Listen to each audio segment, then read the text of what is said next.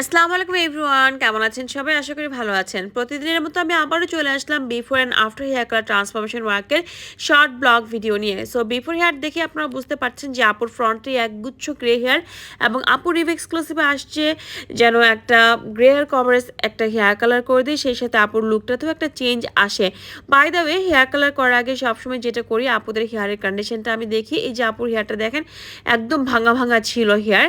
So এইটার উপর depend করেই কিন্তু আমি কতটুকু ব্লন্ড কালার দিতে পারবো সেটার সিদ্ধান্ত আমি আপুদেরকে দেই।